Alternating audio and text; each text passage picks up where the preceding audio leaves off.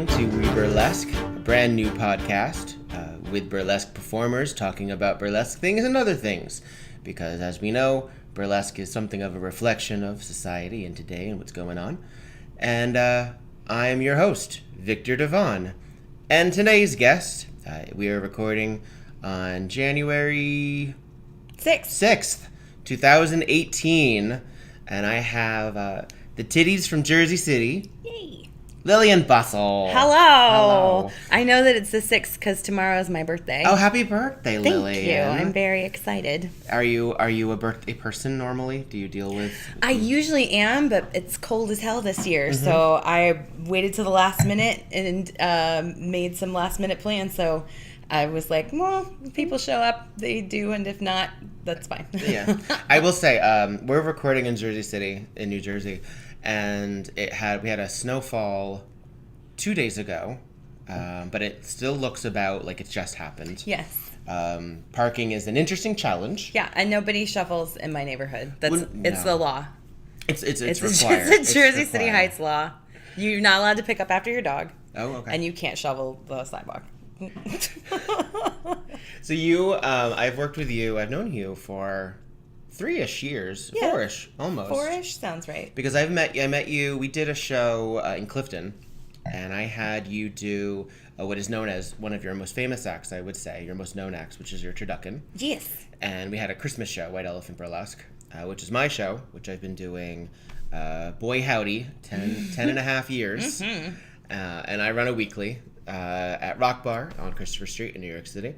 And before I had all of that, I did one show in Clifton, and you as a New Jersey performer, I had never met you before, and we hadn't met in the same circles. I hadn't done any New Jersey shows. Well, that would do it. It's funny because I started in 06, really 07, but my first show was 06, so I count it. And my group of performers, when we first started, when I had a co-director, and we were first doing conventions, largely. They were all Rocky Horror people, or people that we had known through Rocky Horror. So I didn't know other burlesque performers for years. And I didn't come up through the New York School. I didn't come up through any of the regular shows. Mm-hmm. So I feel a little bit behind. I'm back on track. 11 years later. I feel like the last 5 years, listen, I've been pretty good. There's no way to keep up with any of it, no matter how hard you try. So, and there's a lot of us. Yes. New York is, I think, probably the most densely populated burlesque hub, as it were. At least where people travel to. Yeah, that's true too. So if I may, and for the audience's awareness, some of what we're talking about I have a vague recollection of, but I have forgotten just enough so I can ask organic questions like Larry King. Hooray! I can feel like I'm You're even wearing some fucking suspenders. I know. Well, I always wear suspenders. But the Larry King of burlesque. Oh, great! That is really what I've always wanted. Cheers. So Lillian, where did you start burlesque? So I moved to New York to do musical theater. Like, that was my goal, was to... Where did you move from, if I may ask? Oh, okay. So I was born in Manhattan. I grew up in Virginia. I went to school in St. Augustine, Florida. And then my grandma lived in New York her whole life. So when I graduated college, I moved up to New York. Mm-hmm. And I lived with my grandma in Manhattan for a little while. Very short while. And I was going to auditions and things like that. And I moved to New York because I had a gig with a children's theater company that was paying like $50 a show. And it was for a musical version of, it was called Scrooge, ! Point. So you could tell it's a musical. Yes. And I tried really hard to make money in theater and never quite figured it out. And I got so far as to get my equity card for Actors Equity, which is the actors union. And I got my SAG after card. And then I realized that I wasn't able to do the stage stuff that was local that I wanted to do because I took my equity card and then I told everybody on the planet because I was so excited. So I couldn't fly under the radar, which is something that a lot of people do, like it or not, AEA. And then I just wasn't performing at all, which totally sucked. And I was getting like little readings and things here and there, but it wasn't. How long ago was this? I think I got my card in 2005, and I want to say that I wound up giving it up in 2009. I was taking all of these other, the kind of jobs that you take when you're going on auditions, like retail, coat check, stuff like that. And it was hard, and it was long hours, and it was dealing with the public, which I used to have a lot of enthusiasm about. But boy, working in Herald Square for a couple of years will absolutely beat that out of you. How did you get your SAG card? Were you in a commercial or anything? I usually find that's how people usually get their way through in. SAG? Yeah. I actually joined after when I was trying to get voiceover work when I first moved up here in 2000. So, and then I got inducted into SAG when SAG and AFTRA joined. So nothing. I did nothing. Okay. Nothing to earn it. But for my equity card, it was through Jekyll and Hyde Club, that haunted restaurant that is no longer really exists. Well, that's near Christopher Street, right? That's right. There is one. There's two. There's the Slaughtered Lamb Pub, which doesn't have any actors. It just has spooky stuff. Okay. And then there's another Jekyll and Hyde. And they need SAG performers to be... It was equity. Equity. They need equity performers to be part of the immersive Not anymore, but at the Okay. time, that was a way that, that was what they were doing. This was at the Uptown one, which was like Did you have like a script? No, nothing so fun as that. No, it was... So it was 4 levels of a haunted restaurant with like a ton of animatronic puppets that would come down. Right. So you had to learn all of the different voices for like Fang the Gargoyle, so you could talk to people through the little puppets. Oh. Which is so you weren't physically on the floor? I was. Oh, okay. I did all of it. It was like an 8-hour solo show. And when I was on the floor, I was Theodora Brain, the club librarian. Oh. But the problem was an 8 hours of talking. Yeah. Nonstop with like a half-hour break in between. 3 of us wound up getting vocal problems, and that was why I stopped working there, was because I went to an ENT that my other friend who lost her voice pointed me to, and the guy was like, why are you all coming, like, you guys have to stop working at this place. Everything about what you're doing is bad. So after having 2 really bad bouts of laryngitis, I backed away from that. But so I was going on auditions and stuff like that, and right around this time was when Hairspray, the tour, went non-equity, and because I was like, oh, I'm gonna be Tracy one day. I'll be Tracy, and then it went non-equity. Like as soon as I got my equity card, and I was like, well, what is any of this? You know? To condense, I went. My first burlesque show was. For my bachelorette party, which is not an uncommon story. And it was at the Old Slipper Room when it was downstairs, low ceiling. And Amber Ray, yes, who I wound up meeting and am now friends with, the first couple times that I hung out with her, I was like, God, why do you look so familiar? There's a picture of me tipping her on my bachelorette party night. And I was like, aha! After I dropped my equity card, and this is significant, like my folks passed away, and I wound up taking a burlesque class at the New York School of Burlesque a little after my mom passed away, and then it was a full year before I took another class with them and then performed. Who was your first instructor? It was Joe. Joe Boobs. Mm-hmm.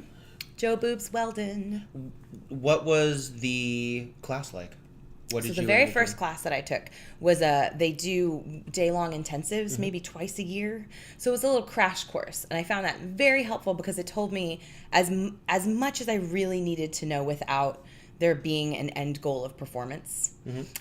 So we talked about names, we talked about how, like very briefly, like how the structure of a show, what the shows are like in New York. She gave us some examples of people who she's friends with and who she admires for us to check out. We did a little bit of movement. She talked, the one thing that I still carry with me that I think about this almost every time I'm on stage, they see what you show them. So if you're going to take off a glove, don't just, like, you have to be like, hey, look, here's my hand. There's a glove in it. guess what's going to happen? It's like a magic act. Yeah. You know, like you can do as much misdirection or direction as you want. But she mentioned it also, like, if you get nervous, like if you can fake your way through something, whatever you decide to show them is what people see. I find that also useful because it cues the audience that they can be responsive. Oh, totally. So if you're like, hey, here's my hand, and now something's happened with it where now the hand is empty, it gives the audience something to respond to. So I think, especially when it comes to quiet burlesque audiences, which is death, but it happens, whether it's out of respect or disinterest or what have you, performing for quiet people is, to me, difficult. Oh, I find it painful. And I am someone who, especially in his early, when I first started doing acts, I did a lot of ballads, and I did a lot of slow movement, and there's not a lot of room for hoots and hollers in slow movement. Right. So I had to sort of work beyond that, and that's a lot of times, if you look at sometimes when I'm on stage, I'm looking right past. I'm looking at the farthest in the room, and it's not only because I don't want to look at the audience, although I will. I'm comfortable. I will stare you down if I need to. But I'm trying to also connect with the whole room and let them, almost like they're watching like a live film or something like that. Yeah. If the act has nothing to do with interaction. Right. If the act is, if I'm doing, like, say, my magician act, then I need to look at them because I'm talking to them through my act in my movement. If I'm doing my digital get down act where I'm on the laptop and they're not supposed to be there, I can't look at the audience. Right. Because the second I look at the audience, it's no longer an invaded moment. Like, they have to look like they're seeing this through like a peephole. And I mean, that's how I've always sort of, I've chosen which acts are for the audience and which acts are with the audience. Yeah. I guess. Yeah. I guess I would say. That's, I think about that. I was actually thinking about that recently with my turducken thing, not specifically like audience, like, so I go from a turkey to a duck to a chicken to holiday music, variations of songs from the Nutcracker. And, when I conceived it, it was more or less like very presentational, almost children's theater. Like, I am a turkey. Oh my God, now I'm a duck. Yeah. But recently I was like, wait, do I know I'm going to become a duck? Or am I discovering that I'm becoming a duck? Yeah. And with the chicken, I feel like I know, though. I feel like the way I'm playing it right now is that I have a secret.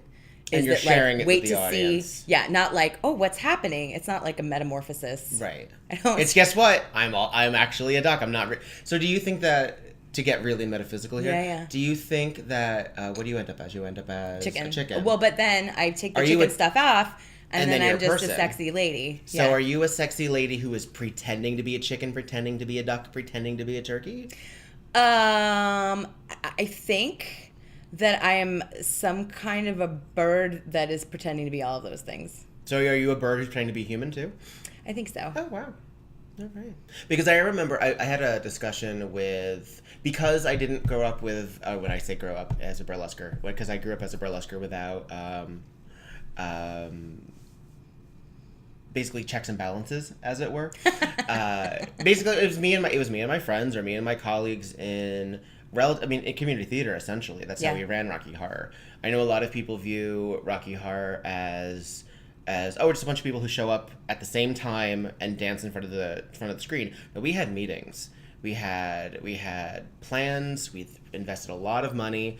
And I was with the Home of Happiness, and we started off in Montclair, New Jersey, and we made it to Upper Montclair, New Jersey. And I'm very sad to say that actually both those theaters are now gone. The last theater that I performed at Rocky was the Bellevue Theater in Upper Montclair, and that has recently been sold. I know. So, I mean, there's a weird cathartic feeling about that like now I'm sort of like, okay, and that's just how it is. That's just life. But I mean, I bawled when Screening Zone closed because I was still doing it. And I had to move, and it was like, but that's where I started, and it was a big deal. It was a big deal, and I was also much younger and didn't have as much frame for reference as I do now. But anyway, so there'd be all of us, and we would judge hard other burlesquers, not knowing that's what we were doing, but we would basically be like American Idol all the time, where we would just be like, so what did everybody think? Well, I thought this. Well, I thought this. And I knew... Her tassels were very pitchy. Well, that's the thing. It's like, and also, like, and I had no room to judge, per se. Well... but I would look at someone and be like, oh, well, she was a cat, and she was a cat, and she was a cat, and then suddenly she wasn't a cat anymore. So what was she? What was that act about? Sure. I mean, but I think you have to make the audience know where you're going. Yeah. Well, and since you bring that up, there's a way to be shitty about that, but if we are always learning from each other's performances, you don't necessarily have to go back and tell somebody, like, or say, like, why aren't you a cat now? Yeah. You don't have to say that. Even if you're, I find that even if I'm friends with somebody, I will say, especially not right after they get off stage, but later on, like, hey, are you interested in some feedback? Because I had a thought about your act. And sometimes people say no, and that's totally fine. I've said no to people. I've said, yeah. I'm like, no, thanks. Sometimes, I mean, that's the thing, is it depends on where you are and what you're doing. And also, it depends on who's asking. Oh, totally. It depends on who's asking. One of the worst things you can do to somebody is ask or offer as soon as they get off stage. I'm catching my breath. Why does anybody do that? I think it's insecurity. I think it's also a inherent need in that person to be useful and valid. So I have a theory about this. I think it can still be bitchy, but I think totally. I think it's intended to be constructive first. Yeah. Unless they're reading you. Yeah, That's different. That's different. Yeah. My theory about this, and you see it on Facebook too. I think people want to feel helpful more than they ever want to be helpful. They want to be like, them. You know, because if you're like, I'm sick on Facebook, people are like, here's my Nana's recipe, and have you tried this? And you're like, I am a grown ass person, and I know how to fix a cold, you guys, but thank you. Yeah. I'm just saying this and also, like, I'm in the process of fixing it as well in my sickness. Right. And if something has gone wrong on stage, you know it went wrong because you were there with it, freaking out because it happened. You don't need somebody to be like, you know, if you put magnets in, like, stop, don't. Like, later, or if I ask. Yeah. Thankfully, I haven't run into that too often. But getting back to critiquing other people's stuff, and this goes for me with burlesque and with any of the other stuff that I do, because I sing, and I do still act a little bit, and podcasting. Oh, yes. But I get as inspired to create or to work on my own art when I see art that I don't like and art that I do like. Okay. And I mean... Do you have a different feeling when it's good versus bad? Is there a different response in you? Yeah. I mean, sometimes it's motivating me. Well, there's different reasons why I get stuck in ruts or why I don't work on my stuff as much as I feel like I should. If I see good stuff, it makes me be like, oh my gosh, if I up my game, I can be like that. As good as that. Yeah. And when I see stuff, I mean, there's no bad art, right? There's bad art, I think. Well, because also I say this a lot, especially recently, because I think that it's a disagreement in the burlesque world right now, and how I feel and this specifically the New York tri-state burlesque world is that we are not just artists, we are also entertainers. Yeah. And we're not just here to impress that other person so they book us. We're not just here to impress the other person so that they think that that we're better than they are.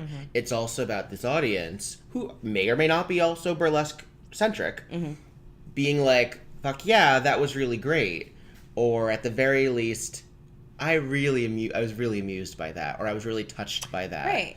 It's freaking entertainment. It really drives me crazy when people hide behind the fact that they're an artist. Yeah. So maybe there's selfish art. Sure. Absolutely. And I think you can also be a selfish artist successfly in public. Sure. I don't think... Wow, we're really drilling down into this. Sure, why not? This is the pilot episode. Why not? So if I see something that I like or I don't like we'll just keep it like that. If I see something that I don't like, sometimes it's a performer who gets booked a lot. And good for them, because that means they're hustling. Yeah. So whether or not I like their performance, they're doing something right on this end that I'm not doing. So I get more motivated to work on my stuff. I get more motivated to contact people directly. I know that it's a thing in our market to sometimes post in local groups and say, hey, I'm available if you need XYZ, but I've discovered that as a producer, I rarely am like, oh gosh, who am I going to book for this next thing? Oh, good, thank goodness this person is available. I've gotten a couple of hits.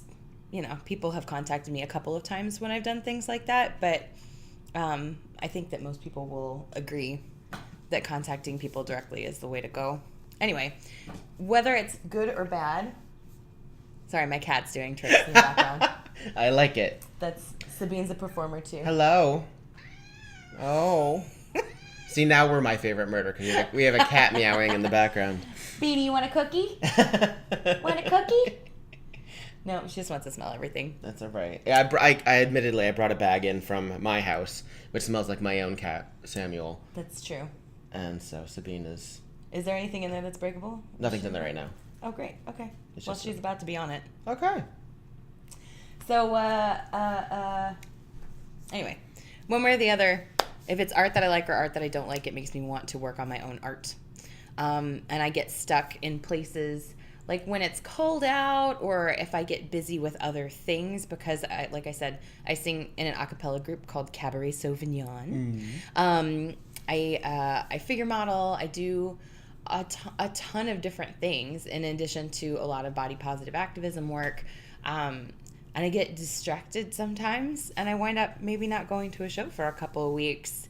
And the longer I'm away from it, the less likely I am that I'm going to look for bookings or go to another show. Especially if it's 10 degres out like it is today. I know. It is supposed to get a little warmer. I know. I don't know when I'm putting this up, but it's supposed to, I think it'll be warmer by the time I put it up. Yeah. I'm hoping that it's up before probably people will start to be able to listen to it mid-January. But it is freaking cold. But I find... Well, by then, it might be 70, and we'll all be outside having a picnic on the melting snow. It's likely.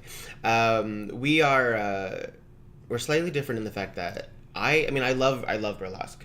I wouldn't do this if I didn't. I mean, I know people who do this even though they don't seem to love it. I have watched some people seem to not love it. Yeah. I don't know what's happening with that. I think it's... I mean, I don't know. I mean, I every once in a while I try to associate burlesque with another form of art. Like if I say, oh, can you be a sculptor and not like other sculpture? Yeah, why couldn't you? Sure. Oh, I like to paint, but I don't really like of how a lot of other people paint. Mm-hmm. Yeah, I guess. Why not?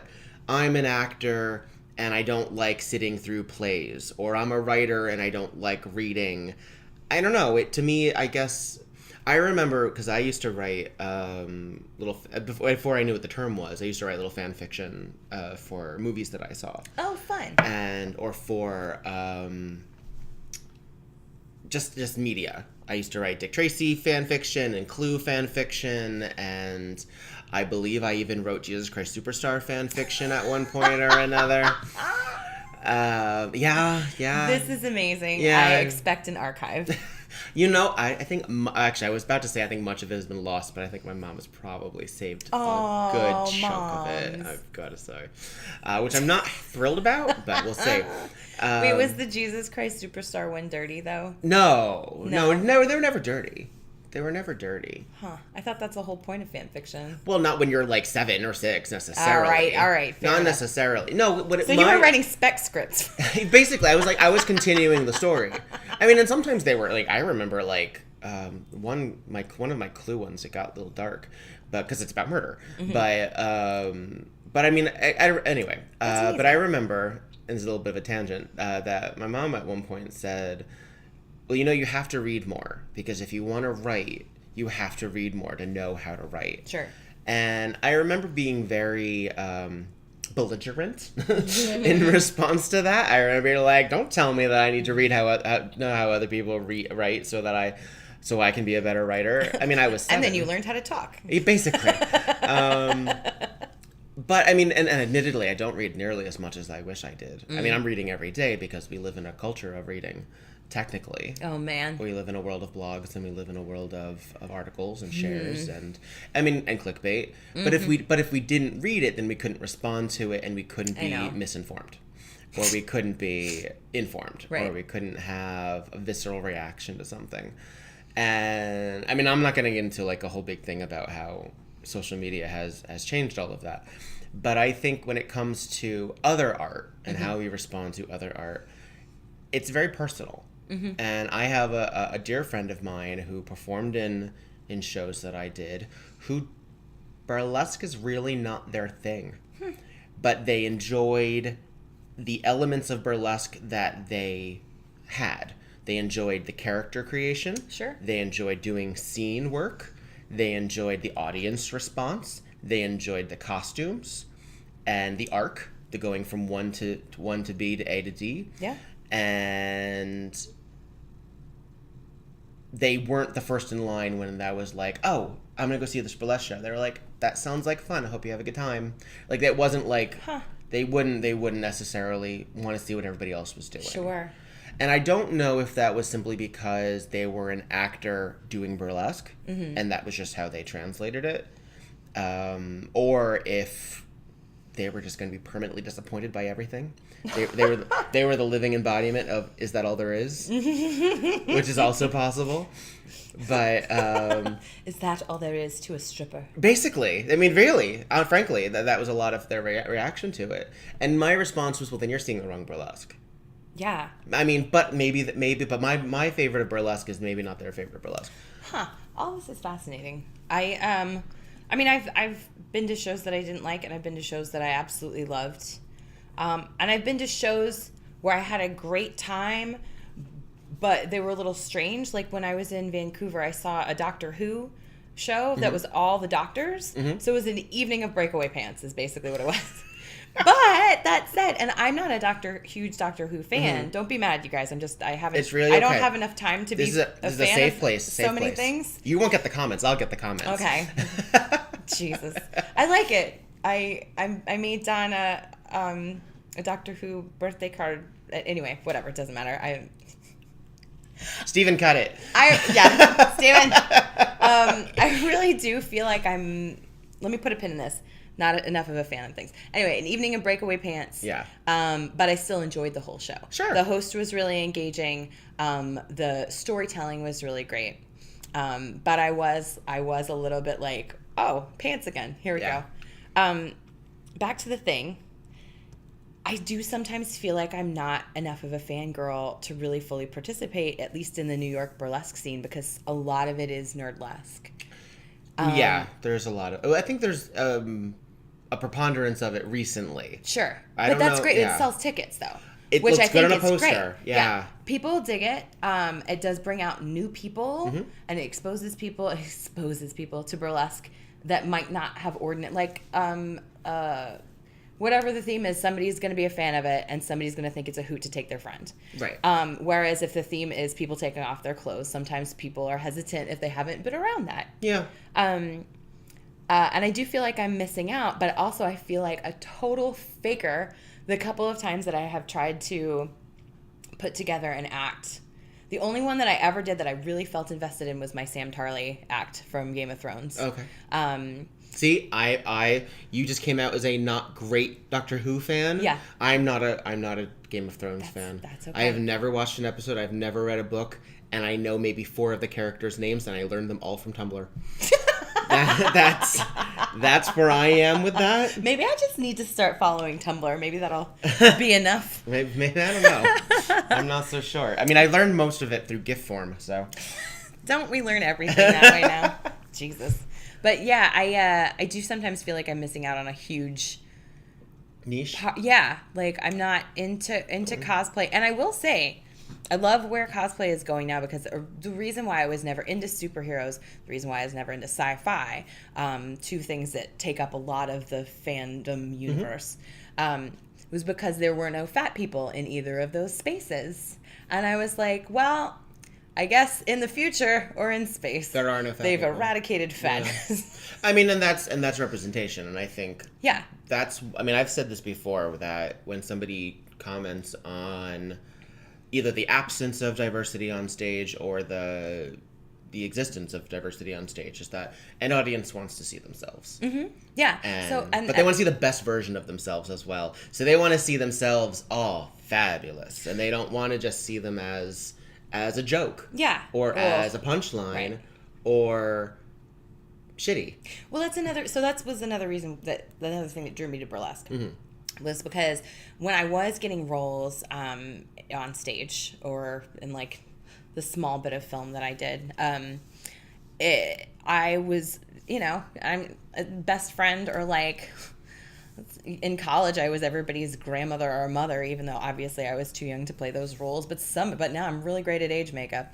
But I was desperate. I was desperate for a way to create characters that I was in charge of, and to be able to put myself on stage in a way that I knew was possible.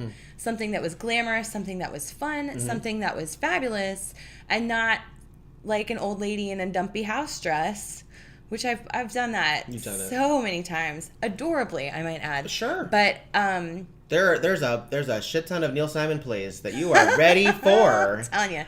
Well, now, I mean, I got a big birthday coming up in a couple of years, and I feel like I'm ready to be Kathy Bates. So oh, right. Look out. Come on. I've been growing into my ears. I've been aging into those roles. I think we could use a Kathy Bates of burlesque. I think that's fair. Because she also happens to be a tremendous character actress. Sure. She knows her work. And this is actually, I remember I had a conversation with, this is a slight deviation, as we've been somewhat all over the place, with my housemate. And we were talking, I used the term character actor. And he, like his nose got all crinkly from that. And I was like, no. I mean, I'm an old Hollywood fan. Like, I know Elsa Lanchester, and this is also back when, like, Bette Davis was a character actress. She just happened to get mainstream roles. Right. This is someone who is not just, I mean, I hate to put it this way because it sounds sort of slut-shamey, but the bombshell.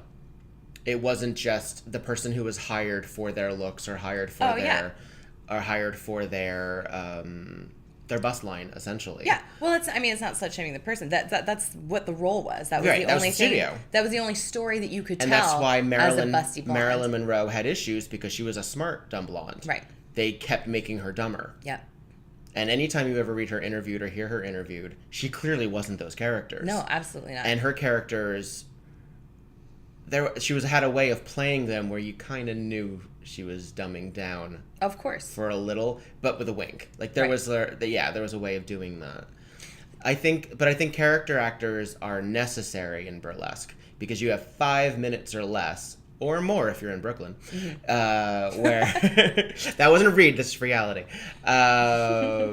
where you have to give the audience a full experience. Oh yeah. Especially since I think we're actually at the zeitgeist of character burlesque. Yeah, I would think so too. The gown and glove, we have it, but you better have a gown and glove, and you better be a Black Widow, or you better be a vamp with a dark past or a storyline. Yeah. You need to give me a little something. I like to tell us. It can be even like, oh gosh, I spilled something on myself. Like, that's what I prefer. Obviously, there are plenty of people who are doing just fine, and there's plenty of people who are watching and enjoying. Oh yeah. With very little story, but for me, that's actually something that keeps me from creating new acts. Because I'll have a costume in mind, and I'm like, well, what's the story? When I get stuck like that, it's better for me to just put on the music and then even like draw or do some kind of dopey stream of consciousness writing exercise. Not dopey, cliche, let's say. And try to find something that comes along with it. But I have gotten in my own way that way a bunch, where now I have like an outfit with it's all hot pink and it's a boa, and there isn't really much of a story that I'm telling, but I really enjoyed doing it, and I felt like I put both sexy and comedy in it. Sure. So that was enough for me. I mean, I think every once in a while, and I've seen bad character burlesque, just like I've seen bad character acting or what have you, or about bad character songwriting. But I think that if you go in with and this is, I mean, I've not said this yet, but so I've called this like Victor's rule of 3, and by no means am I saying I'm the first person to come up with it, but I am saying that I'm the only person who has phrased it this way. Okay. Where that a burlesque performer is coming from one of 3 disciplines: as an actor, as a dancer, or as a model. Oh. Not one of those 3 paths is correct or wrong. Yeah. Not one of them has inherent success associated with it. There are shitty actors, there are shitty dancers, but that's what they're literally doing. Yeah.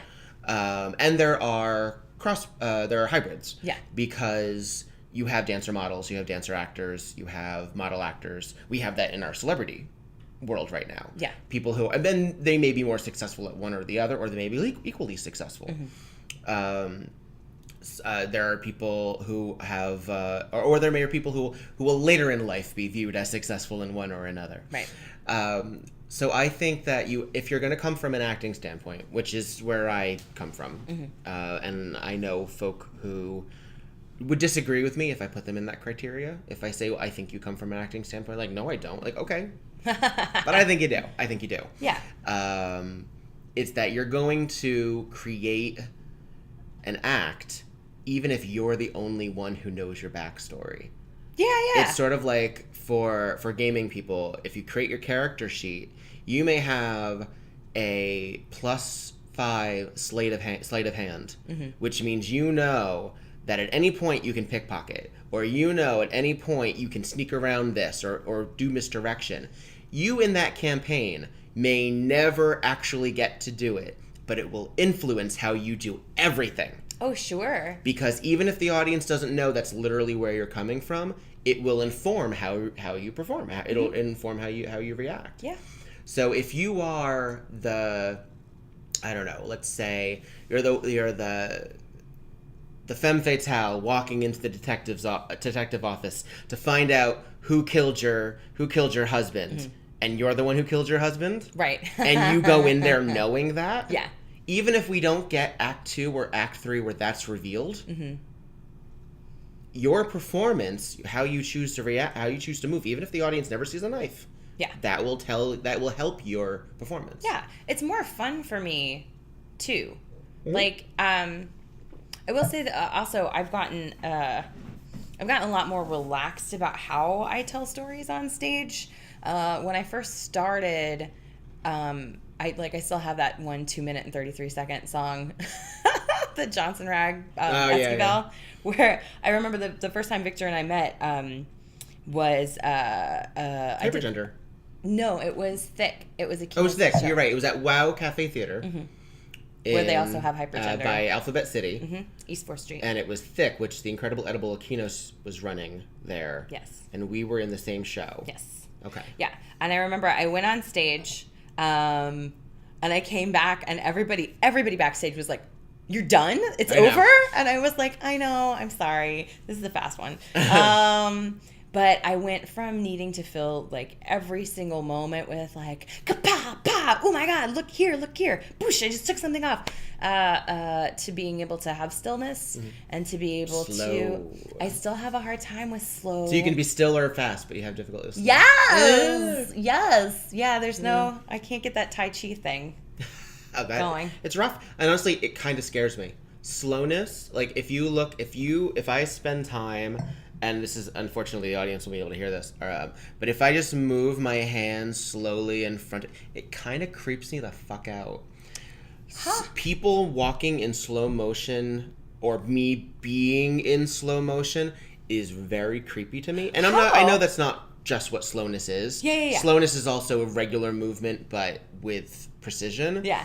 But yeah, I have had nightmares where I can, where my feet aren't working properly, totally. And I can only go so slow. That's so funny. Yeah. Stillness, But pauses in burlesque are terrifying because they're not always punctuations. Sure. They're not always cues for the audience to cheer, mm-hmm. or cues for the audience to applaud. Sometimes they're just for the performer. Mm-hmm. They're just for what that performer needs to do to exhale. And for the photographer in the audience. Yes, that's true. That's been waiting for you to stand the fuck still for just a second so they could get that one beautiful picture of you. Oh my God. When I started incorporating those little moments, I started getting so many better, just like random pictures that even friends would pick. I was like, oh, look at that. Everything else was blurry. And they're like, yeah, well, I wonder why. Yeah. Like, calm down. Because you're moving. And again, and to that end, and I went fast. I was one of those and I still wear a lot of clothes when I perform. You do. I do. I think my pacing has improved, but I used to wear a lot of clothes. I used to take it all off like very quickly. Like there was no striptease element to my burlesque, per se. Uh-huh. And I think a lot of that had to do with, interestingly enough, when I started burlesque, I did not feel sexy. And I don't think that you have to feel sexy to be successful in burlesque, but I think you have to be a damn good actor then. Sure. I think you have to convince the audience that you feel sexy. I would say that I came to that a little bit. I wasn't there yet. Mm-hmm. I wasn't there yet. And frankly, even now. I'm still growing. Yeah, you're still learning. Yeah, some people rest on sexy, I rest on funny. I go the total opposite direction because I'm like, oh, but then there'll be that sexy moment and I'll surprise them. Yeah. But I'm very I get very waka waka. Sort of like that sort of like Judy Holliday, Lucille Ball. You're sexy. Yeah. But you're still glamorous. Exactly. Or they're still, Like it's funny, like you watch something like I Love Lucy where she's doing the most ridiculous thing. Mm-hmm. Her hair is in perfect place. Oh yeah, absolutely. Her lipstick has not moved. Yep. But she's, I don't know, dressed as a Martian. Right. So yeah, there's ways of letting your audience know that you feel good about yourself. Oh, yeah. And I think an audience can really tell when you don't feel good about yourself. Do you know, I have had more moments. So I was very scared when I first started doing burlesque. I was very nervous for a million different reasons. I am very grateful that I've had no face-to-face bullshit. And for those who aren't familiar with me, I am a performer of size. I prefer fat, but I'm 5'3", 240 pounds, give or take, and a pear-shaped gal. Oh. And I know a lot of people who are smaller than I am who have had people come up and give them shit about their bodies to their face after a show. Strangers, usually. Or yelled things out during the show. Yeah. I am so grateful that has never happened to me. I've had more times where it's been harder for me to go to an art modeling gig and stand still and be drawn naked than I have had moments where I was like, I really don't feel like doing burlesque tonight. And in both of those cases, I scrape it together, I make it happen, and at the end, I'm usually very happy that I did. But yeah, I don't know why the figure modeling thing. I've had more. Maybe it's because I mostly figure model for students who have to be there. Okay. And there's very little chance that it's not a matter of entertainment. Yeah, then it's a matter of project. Right. And there's very little chance that somebody comes to a burlesque show because they have to. Right. In fact, they may be more demanding that you entertain them personally. Sure. Because it's for them. Yeah. So I want to talk a little bit about your fat advocacy. Sure. As it were. Because you are one of the most outspoken performers, I would say, or at least one of the more visible performers in New York City who is of size, or fat, as you say. And then it's not that your burlesque is about that, but it definitely is informed by it. Sure. And it definitely is, I don't know, I'm going to pre-apologize because it sounds on the surface condescending. No. Because I freaking hate when people say it's unapologetic, or it's brazen, or it's brave, or it's any of these things. Because I remember Mindy Kaling from The Office once did an interview back when she was doing the Mindy Project, and she was saying something like being told that she's like, you are so upbeat and you're so strong, and I'm like, that's really impressive. And she's like, what that sounds like, and she wasn't saying this to the interviewer who had just done that, but she was commenting on it, was that you look like a person who doesn't have self-esteem. Yeah. Congratulations. Right. And that sucks. That sucks. Just on the surface sucks. And I find that even though burlesque has a habit of patting itself on the back for being body positive, it's body positive in a relatively self-congratulatory way. Sure. Or in a very specific way that sort of implies that burlesque hasn't always been body positive.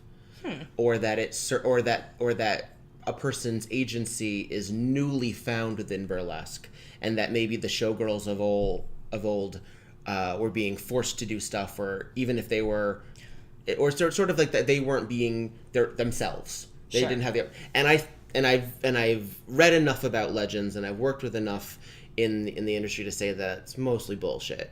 Well, yes, every industry has a sort of aspect where people are told what to do and are not happy with what they're doing, and there's an element of ickiness there that burlesque performers had control over their identities, or they didn't work. Right. And that was the thing. Yes, there was those bullshit prejudices and stuff instilled, but the choice wasn't, and now you have to do it. It was, okay, or you don't get booked for that show. Right. Go to Akron. Oh, that's not working? Okay, go to Seattle. So as someone who, and you had a TEDx talk. Yeah. That was very well received. Yeah. Had a great number of hits. Yeah. And you discussed being a burlesque performer. Discussed being a beautiful burlesque performer, which is a big element of the. I remember you saying, like, I describe myself as this because I am that. I describe myself as this because I am that. And I describe myself as beautiful because I am. And where did all of that sort of come from? When did you decide, if you ever, did you feel that at one point when you were younger or first pre-burlesque that was something that you had to apologize for or deal with, and then suddenly you were like, no, fuck that? Or did you always feel so emboldened that you're like, no, this is what I look like, and this is how I am, and I kind of like it? Yeah. I need some more wine. Okay, we're going to take a minute. We're going to talk about Squarespace, and we'll give you a second, and we're going to reconvene with Lillian Bustle. I love the idea that you would just pretend that you have sponsors. I love the idea of a Casper mattress. What does that feel like? I hear they come in tiny boxes. But have you learned about Talkspace yet?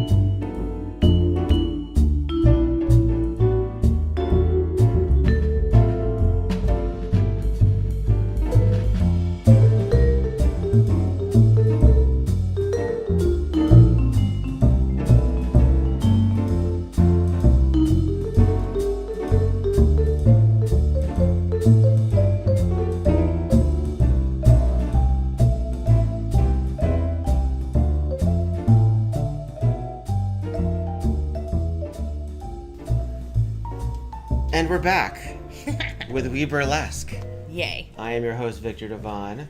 I am sitting with the titties from Jersey City, Lillian Bustle. That's me. And we're talking about fat burlesque. Yes. And I guess fat stuff. Yeah, fat stuff in Let's general. talk fat stuff. So, I always felt pretty. I to the point where I would actually, my friends used to call me out because I would gaze at myself in mirrors and windows, and like I was always checking myself out. And I felt like for some reason I wasn't really making that connection with other people. Like I felt like I was pretty, and I felt like I was underappreciated. Okay. I wasn't reaching my audience. You're playing the wrong houses. Right, exactly. Well, yes, that's true. And so I would get a lot of like, oh, you have such a pretty face and things like that. And I don't think that I realized, this is the best way that I can put it, but there was a market for someone who looked like me, until after college. Meeting my husband, Don, who was not my husband when I met him. Oh, it was one of those. How modern. Okay. Meeting Don and dating him and then eventually marrying him. Like, it is not... there are many ways to come to appreciate yourself. Mm-hmm. And for me, it was more the first time that I was with someone that I felt loved me as like the whole package and loved me because of my personality and my face and my body and not in spite of one of those things. Mm-hmm. And then I realized that there are lots of people who feel that way. But I would say up until fairly recently, I think a lot of people had to hide that because they were either afraid of getting made fun of by their friends, or they didn't feel like it was a socially acceptable thing. To like others who... To like fat people. To like fat people. Yeah. To be attracted to.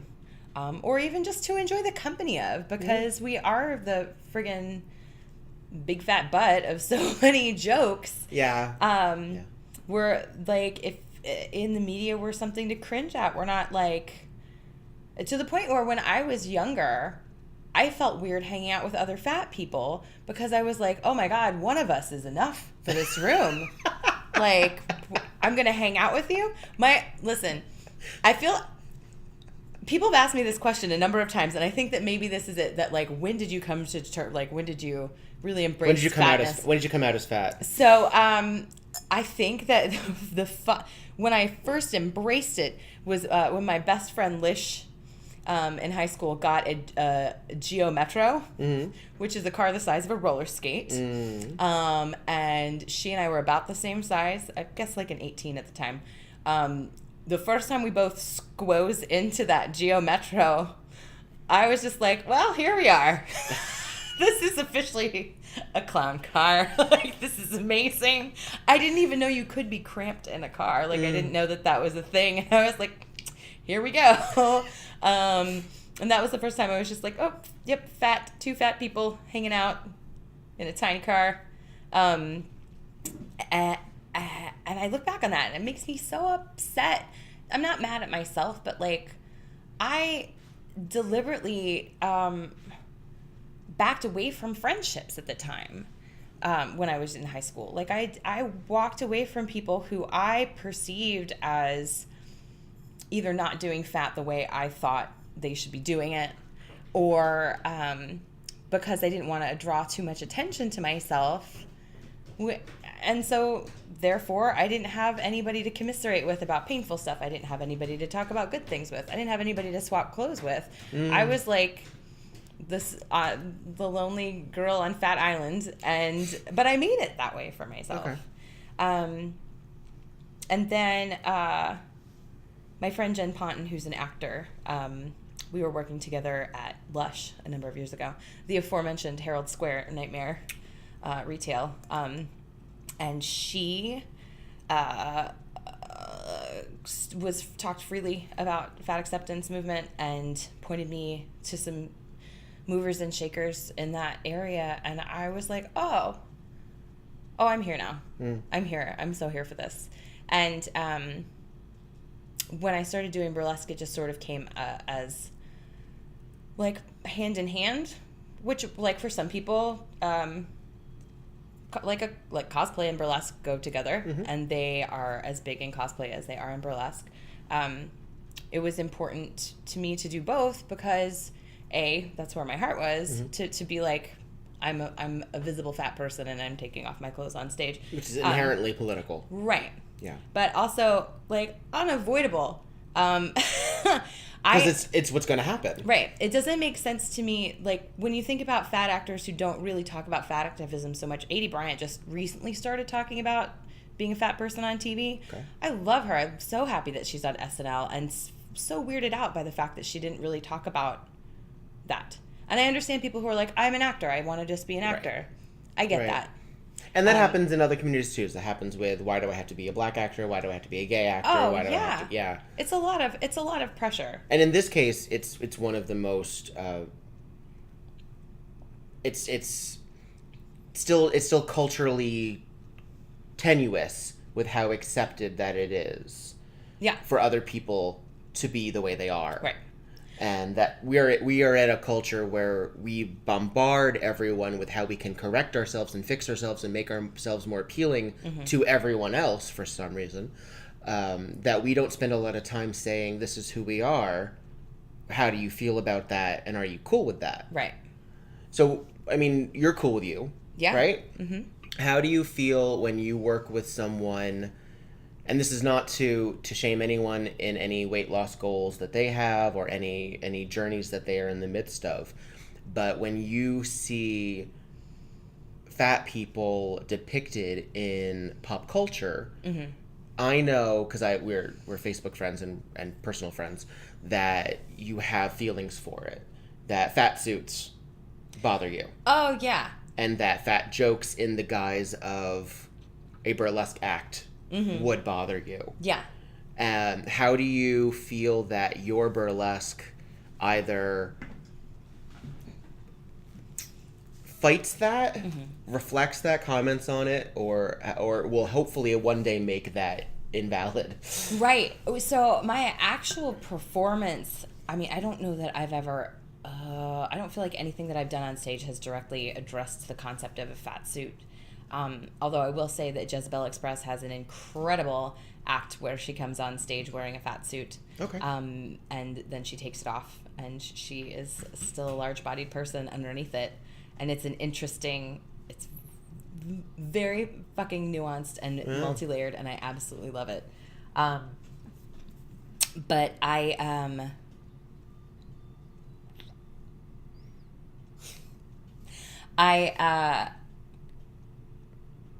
I feel like no matter what I'm doing on stage as a burlesque person, I'm already being a fat acceptance advocate just by being there. That anything that I go with on top of as a specific political statement is just to sort of wave the pom-poms more, I guess. Like, my Yes Act, wherein I write the word yes I write the word no on myself, and then I wipe it off, and then I write the word yes, and then I have other people write the word yes. That took a really long time for me to develop because it felt very scary for a number of reasons, not because I didn't feel yes about my body. It was more the confronting of the no. Because I do have no days everybody does. But But as a fat activist, you're not supposed to. That's the thing. Yeah. So that's the thing. Yeah. There's a lot. There's a how lot. How do you be fat positive and still sometimes be a human? Yeah, I know. Be a human with feels. Yeah. In our day and age. So, interestingly enough, that's why also I should have moved her litter box somewhere else. Don't worry about it. Why I never really... Let me just wait until she's done. She's really being special today.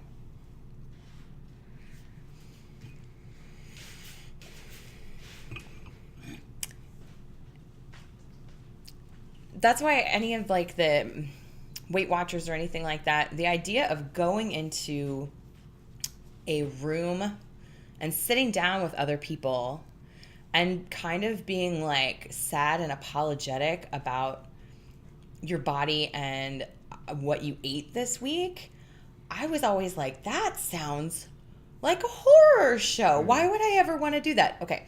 Just the shame. And that's and then yes. and then the implication, and then the sort of want to lie. Yes. So that you don't have to feel less shameful. Yeah. We are, as a society, very, like, the concept of shame, even though we feel free to heap it on each other over and over again, but if you want to try to stop and deconstruct shame and why you get to a shameful place or how that even comes about, people, like, run away from it. Mm-hmm. It's very strange. I also, having people touch me, like, people touch me in that act. I invite them to. I give them very clear instructions on what I would like them to do. It's a very vulnerable space, but it's not my favorite. Because they can write anything. You know what? People have written things other than yes, but it's always been good. That was the other thing too, because I was like, what? But I feel like there's peer pressure in that moment. Like, you have to go along with it. Yeah. If you're going to be part of it. Right. Or don't be a part of it. But I have handed markers to tall, cis, het, white guys in ball caps backwards and been like, hope this works out. Like, I've performed in spaces like that where I was like... And it has. And it has every single time, which is, I mean, I have a great mistrust. But I think there's on a positive spin of that, sure, is that you've handed that marker once you have not only given them permission to write yes on you, mm-hmm, but you have potentially made them consider that they should want to write yes on you. Oh, that's interesting. Because it's not just a matter of, you've given them the cues. Sure. And, I mean, it sounds really preachy. They saw what I showed them. Exactly. All going back to Jow. I mean, it sounds really preachy, mm-hmm, but sometimes burlesque is preachy. Performance art is preachy. Mm-hmm. It's sort of like you gave them the ability to say, this is okay. Even, mm-hmm, for the next 5 minutes. Right. Even if they go back and they, I don't know, laugh at Shallow Hal 20 minutes later. They're right now. They're right now. Yeah. In on it. Yeah. And I think a lot of burlesque is getting the audience. Oh my God. In on totally. it. And so I had to really get over. I prefer to perform in non-hetero spaces. Mm-hmm. I will perform anywhere for anyone, no matter what. But when I first started out, I was very nervous performing at shows that I perceived to be an audience that was a little fratty, mm-hmm, and testosterone-y, let's say. Mm-hmm. That was my inexperience, and that was also my experience. You know what I mean? Like, that was me having not gotten the positive reinforcement of having performed in those spaces and gotten like a good response, and it was also years of having felt mistreated, right? Not welcome by people who I perceived to fit that profile. So, that was, it's something I've been meaning to write about this recently. That burlesque has helped me accept myself, but it's also really helped me accept other people, in a way that I had been sheltering myself. I had been picking the people around me because I knew that they were they fit the profile of somebody, mm-hmm, who I perceived would accept me. Right. When in fact, a lot of people are totally cool, and I had been building myself. People can surprise you. Yeah. It's actually I find it as frequently, although less now, but earlier in my career, being the only boy, mm-hmm, and being a boy who paints his face white, puts lipstick on, and wears eyeshadow and eyeliner, mm-hmm, and is not the most masculine, but still, I don't know. It's jarring, I think, for some folk. My presentation, mm-hmm, clown aspect aside, mm-hmm, because it's not literal clown. It's right. It's not American clown, I should say. Sure. It's more European influenced. That I've had audiences where I've been the first man they've ever seen strip. Mm-hmm. And that has been fascinating because they just did not expect to walk in and see that. Right. Yep. And it's sort of it's such a sweet-hearted moment for a man of any age, of any distinction, but clearly someone who did not walk into a bar to see a man strip, Yeah. to come up to you after a show and say, I didn't know I would like that. There's something, like, there are no lies detected. You're absolutely correct. You did not know you would like You that. did not know. You did not know. Yeah. I don't know if you'll ever go for that again. Right. I can't promise that. Who knows? But I've had people who I've seen 2, 3, 4 times afterwards. That's awesome.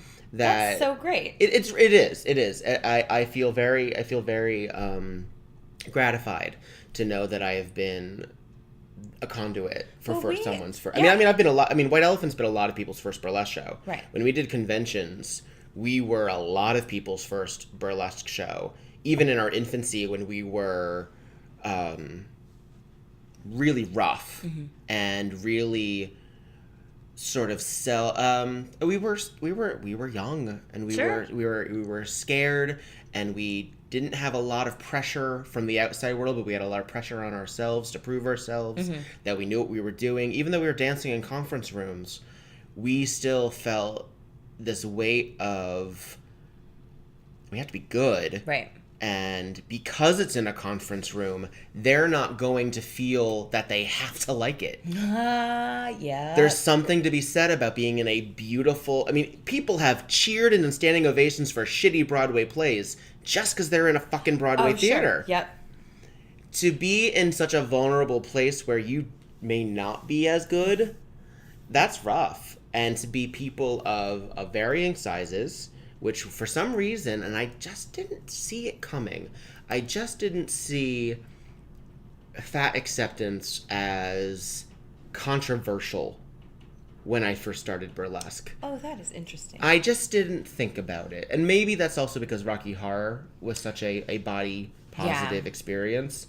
We had people of all sizes in lingerie. Mm-hmm. We had people in all sizes who didn't look like the people on the movie screen. Mm-hmm.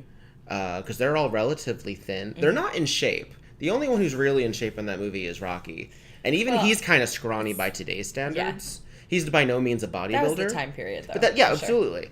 Sure. But everyone there, like, Brad is soft. Mm-hmm. Tim Curry is soft. And there's a sort of an acceptability and there's no fear in, like, well, I can do that. Mm-hmm. Because look at him. Right. He's comfortable in it, and I can do that. Sure, I can do that. And then obviously the most clothed person happens to be Eddie, and he does happen to be the fattest person in the movie. Yeah. But he also has one of the best songs, and he also has this sort of rock and roll. He's the cool guy. He is. The cool guy is the fat guy, and that's pretty neat. Yeah. And his girl is Columbia, or Frank. These beautiful people are both in love with him, mm-hmm. and one person kills him out of passion. And one person is devastated because of that. And I think that growing up, and I was sort of twinkish in my youth, and I have gained weight through my growing up in my adulthood.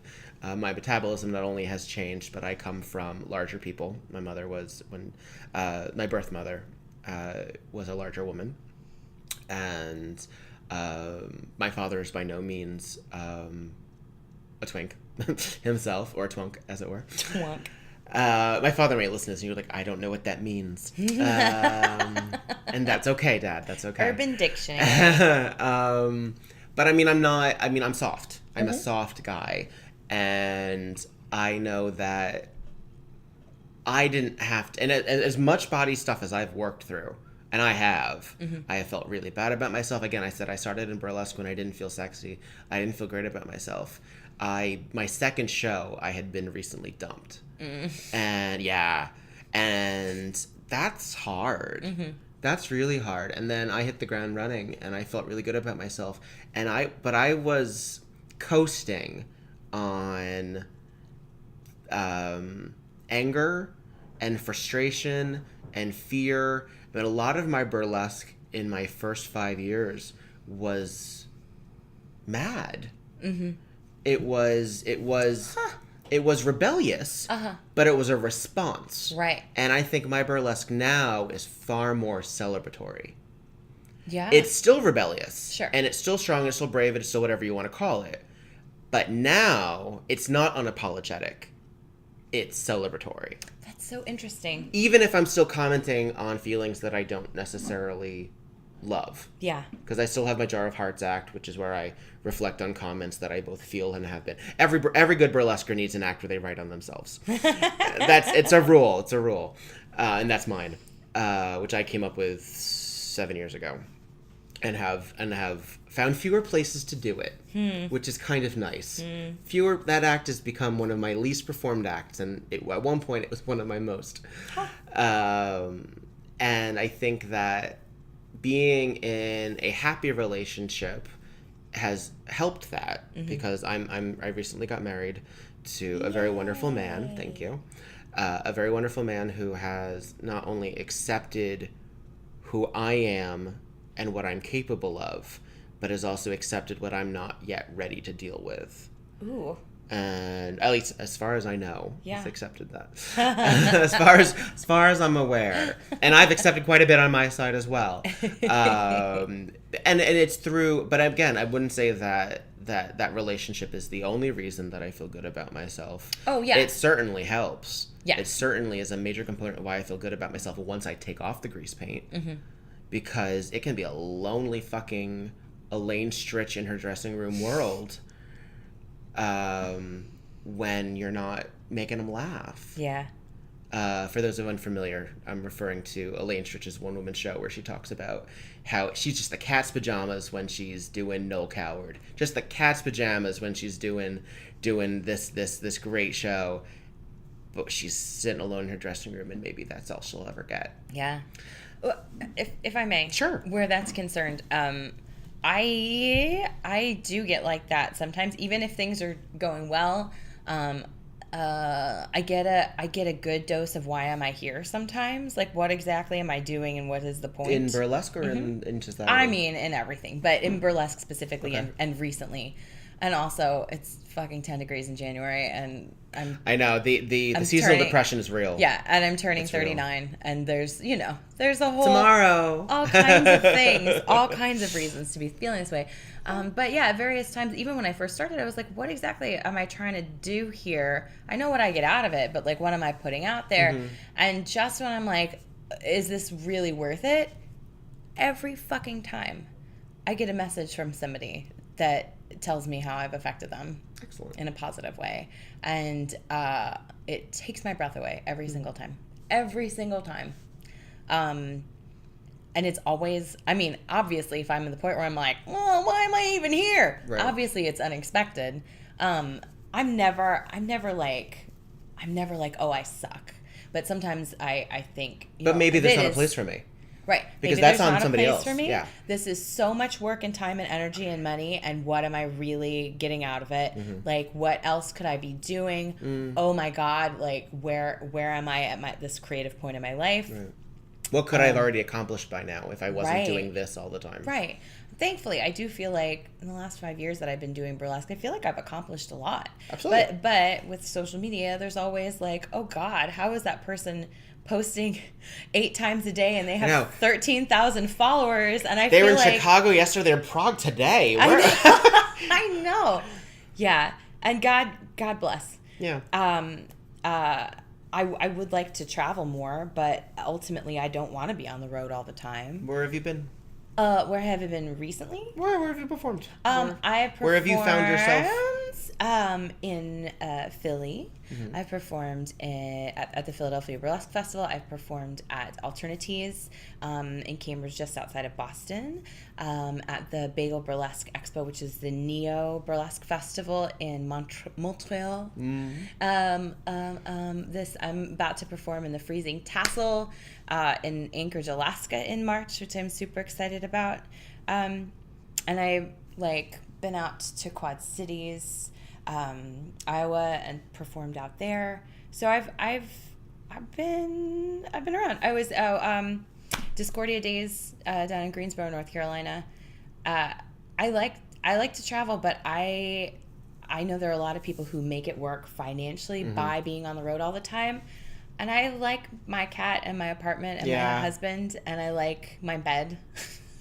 I think, I mean, I know that a lot of the drag world is feeling this right now, especially with like the RuPaul's Drag Race effect, where that if you're not international or if you're not on the show, if you're not touring the world, that you're somehow not at a level. But there's got it. I mean, the thing about regional entertainment is that people live there. Right. People go there. Yeah. People, yes, bless the higher power that there is these metropolitan areas that anyone can go to in there. But we need people in Bumblefuck. Because there are people in Bumblefuck who are dealing with some shit and they need to see this. Yeah. Also, if I may, and I don't want to go on a drag tangent. Oh, please. That's for a whole other podcast. I like RuPaul's Drag Race. And my favorite things about drag will never be on that show. Explain. The artistry that I see, especially in this area, like the super avant-garde shit, it just doesn't work in a 44-minute episode. Yeah. It doesn't. Like the projections that some folks use, even Sasha Velour, who just won. Oh my God! If you ever see them live, nobody knows. Yeah, you'll never know what. I mean, everybody knows, but they're just learning it now because it wasn't able to be reflected on the show. Right, exactly. Yeah. I mean, the stuff that I love. There are so many amazing drag queens around here who have beards. Like there are, again, Sasha performs without a wig, but like there's so many people who like playing the guitar, or singing as your primary thing that isn't ever going to be a part of that show, but that is what most people think of. Just like so many people think Dita Von Teese. People ask me, do people ever ask you if you know her? I've been asked A, if I've ever seen her, and B, if I've ever met her. Oh, really? Yes, and I have actually been in a room with her, but we did not exchange words. Oh. I went to Sleep No More on a night that she was guest performing. Oh, shit. Yes, yeah. It was pretty neat. In the Manderley? Yeah, no, she was in the show. She was in Hecate's what is bar. Even happening? She was in Hecate's bar. God. As her sister witch. I am friends with one of the original Hecate, actually. Oh my whose name God. is Karina. She was in Boston and then she came to New York. And she was playing Hecate that night in the bar. And for those who are not familiar, Sleep No More is a fabulous immersive show in New York City that is vaguely based on the Scottish play and has Hitchcock influence and all that jazz. And one of the spaces in it, in this 200 some rooms, is a bar where the goddess of witches, Hecate, is hanging out. And stuff happens there, and stuff doesn't happen there, and you can simply hang out. And during the scene, wonderfully known as the orgy, the other witches come in and they do a little bit, and Hecate is spending all these times doing these incantations and charms, and suddenly Dita Von Teese, oh my God, comes out from the back, and there's strobe lights going, and everyone's and there had been a rumor. There had been a rumor, because I knew some people in the cast, and somebody said to me, we have a very special guest tonight. I don't know if you'll have a chance to see her. And but I have a feeling that you especially will be very excited to see her. I'd be okay. And Dita Von Teese Del Rio. That also would have been worth the price of admission. That would have been. But she had been it a couple of times, and she sort of loved it. And wow. And she did part of Hecate's incantation, and did a mirror hand gesture movement thing. Hecate doesn't really dance, but she does fabulous gesticulation. And apparently there were one-on-ones with her as well, where if you got brought into Hecate's room, Hecate often tells you a story or two, and in these cases, Dita was handling at least a bunch of them. Fascinating. Yeah. So I never exchanged words, but I have been in her presence. That's amazing. And considering everything that was going on, smoke machine, strobe light, techno music, and naked people and all, she was magnetizing. That's amazing. That is star power. Nice. I do believe that she may not be a terrific representation of all burlesque, but she is the damn superstar. Well, it's to go back to that, and then I would like to, but I wanted to tell that little story. No, I love it, and then I want to come back to one more thing before we wrap up. But most burlesque in New York City Mm-hmm. is not on a big, beautiful stage. And certainly, especially in this city, does not have giant set pieces. Like, you go to other places and people have cars and they're able to put like a giant rocket in their car or whatever giant hairspray can. Like, these incredibly beautiful set pieces that definitely add to the whole milieu. But we cannot rest on that. No. The second that you create a good act with a giant prop in it, you're dragging that shit everywhere, up and down stairs forever. And sometimes the dressing room is not big enough for your prop and you. Sometimes the door is not big enough for your prop. Yeah. But it must be weird to see that and think that that's what burlesque is, and then to go see a regular, Tuesday, Wednesday night show somewhere. And possibly vice versa. I'm Sure. sure there are people that have seen bar burlesque of any type, and then gone to like a big theater show and gone, I don't know, it was a little too much. It was just a little too much. Sure. Because there's something to be said about the intimacy. Yeah. And the connection and the grit. Sure. It's different. It's a different skill set, I think. Yeah. That's why some theater people don't work on film. Yeah. I think it's very similar. Yeah. I don't think everyone works on all stages. No. To go back to some of the stuff that we were talking about before with like body positivity and diversity and stuff like that. When I did my TED Talk, I was still very young in the scene. How long ago was it? Oh, you'd think that I would know the exact dates. No, not necessarily, but was it 3 years ago? 3 years ago? Okay. Yeah, and I didn't perform a whole lot my first year. Okay. So, so the year I worked with you, was that your first year? In Clifton? I think that was my second year. Second year. That was winter of 15, I think. 16? We can put this all in post. Yeah. Check the footnotes. But and it was about 5 months from when I gave the TED Talk to when it was actually posted. Mm-hmm. So I was still a little starry-eyed about a lot of things, and now hearing other performers' experiences from all walks of life, performers of color who are like, "Hi, how come you don't book any black people in your show?" Mm-hmm. I'm not saying that about you or I, but in general, they will post on Facebook. Why does one not? Yeah. How is there a show in New York City that never has people of color in it? How are there are very few male burlesquers of color in the scene. There's more and more. Yeah, I know, but there are very few. And I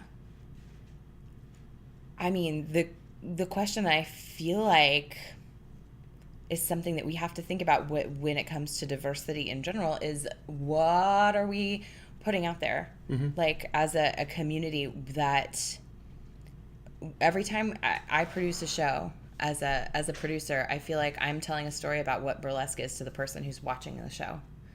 And so that's why I try really hard, and I know you do too, to cast many different kinds of people in the show. And I'm not as starry-eyed as I was about it. I was like, there's people of all colors and sizes, and there's people with different abilities, and that's absolutely true nationally. That absolutely is true nationally. Yes. But I think we still have work to do. I have fan. That's so weird to say. I don't go say it. God. Embrace it. I have fans. I have people who I know who have come to New York on weeks where there are not shows that I can take them to that I feel reflects what I love about burlesque. Got it. Got it. Yeah. And it's weird. We can do better. I hope that we do better. I feel weird about posting about some things on Facebook too, because I have this big fear about coming off as seeming like what is it called when you're an ally in speech only, like somebody who's looking for cookies, somebody who's looking for pats on the back about the work that they do. And I hope that people see this in me. I don't give a shit if anybody ever pats me on the back for anything that I do where that's concerned. I hope that I've been good to other people and made other people's experiences good on the stage, as far as pulling in different people and welcoming different kinds of people and consensually hugging different kinds of people. I don't know. Wow, I just got real maudlin. No, it's all good. Because if anybody knows the yes, you're literally doing that too. Because there actually is a hug element too. Just the sort of acceptance of inviting people in. Mm-hmm. And I think that burlesque can only be improved upon as an industry by inviting. Mm-hmm. And because people don't, as entitled as we like to think that the millennial and whatever generation we're calling the generation after millennial is, there are a lot of folk who the reason they're mad and the reason they're depressed and the reason they're killing themselves is because they're not invited. Mm-hmm. And that's not okay. I think part of the elements of burlesque, whether it's art or entertainment or community or just putting on music and dancing and forgetting about things for a while, we are essentially in the middle of a blitz. We're in a tremendously fragile part of our country's soon-to-be history. Our present is 3 or 4 tweets away from terror, and we are there to make people feel that they have somewhere to go. Can I his today, oh, Victor, for you folks at home, I'm just leaning on him. That he tweeted today that he is a very stable genius. I want a shirt, but I don't know like how that would come across to people. A shirt that says stable genius? Very, very stable genius. Where would I wear that? Where does one wear that? Maybe I just want it so I can cry into it. More of a handkerchief. You need more of a handkerchief. An embroidered handkerchief. Check Etsy in like 3 days, I promise you. Whatever. I'm going to needlepoint that shit myself. All right. Fair enough. Well, I would like to thank you for being a part of whatever the hell this is. Thank you for loving me. For whatever this is. Well, because, this is, just so everyone's clear, this is my first foray into podcasting after really sort of headfirst going into wanting a medium to talk with people. Because burlesque is a lot of things, but one thing it's not is verbal. And I feel that talking with people and artists and entertainers is important. Yay. Especially, like, we can't all be... It's not always Good Morning America, where, like, we bring in the A-list movie stars. Because for a really interesting cross-section of Manhattan, we are their movie stars. And that's pretty neat and terrifying at the same time. But and we also have our Matt Lauers. Well, we do. We do. That's another. Let's save that for at least episode 4. Like, let's not do that in episode 1. Another story that should be told in another time. My name is Viktor Devonne. This is WEBurlesque, which is a podcast that is about burlesque people and what we do. And one day I will have a catchy phrase like "Stay sexy, don't get murdered," but I don't have that right now. But I would like to thank my guest today. Hey, Victor, want a cookie? Yes. I would like to thank my guest, Lillian Bustle. Thanks for having me. Yeah. Direct from her apartment. Right here. I know. It's fancy. And the sun is setting, which means we've been doing this for a while. And I will see you soon. We're going to chat soon and entertain the masses together. Yes, hooray. Thank you for being a partner in burlesque with me. Thanks, you too. And cheers. Cheers. To us. To l'amour. And have a lovely evening, everyone. Bye. Mwah.